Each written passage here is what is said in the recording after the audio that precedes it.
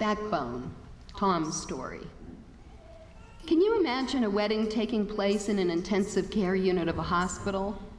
Well, neither could the hospital administrators where I was working 25 years ago, and to be honest, neither could I at first. In those days, ICUs were places of very limited visitation and very strict rules, typically 10 minutes on the hour for no more than 2 family members at a time. We've become a lot more enlightened about the important role of families and communities in healing since those days.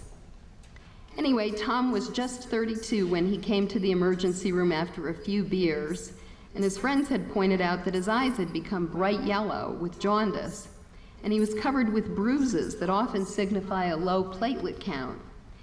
The story he told me of drinking just a few beers a week did not fit with my working diagnosis of alcoholic hepatitis.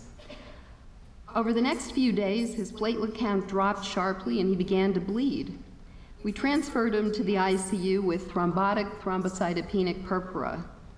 Within short order, we found out that he'd actually been telling us the truth, and he was jaundiced not from alcoholism, but from metastatic cancer. Things went from bad to worse, and he developed renal failure due to hemolytic uremic syndrome.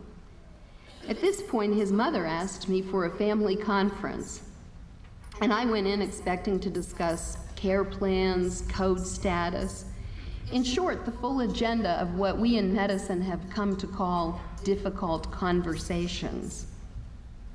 Instead, Tom's mother said that Tom wanted to get married to the mother of his baby daughter, and he wanted to do it immediately. The family had arranged with a priest from the cathedral a few blocks away to read the banns of marriage at morning mass over the next 3 days.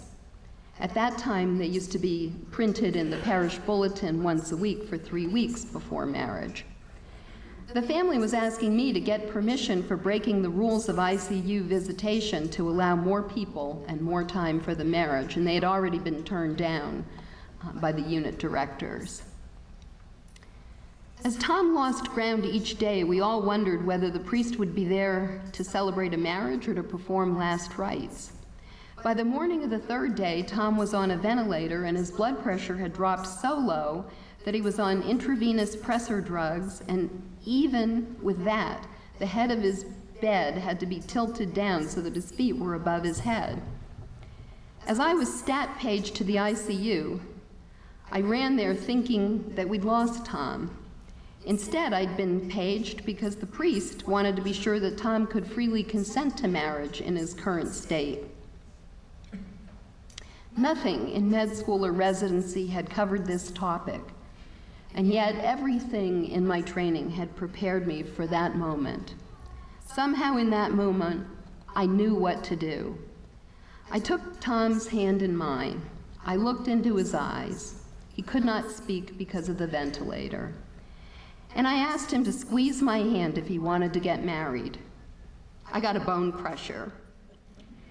Taking that as his cue, the priest took Tom's hand and accepted a squeeze in lieu of I do.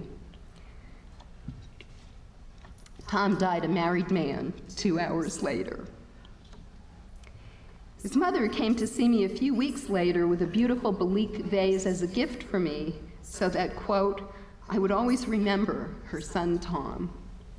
Believe me, there was no chance that I would ever forget him, nor the lessons I learned, which were that listening does not always involve someone talking, and that it's worthwhile to put in the time and effort to buck the system.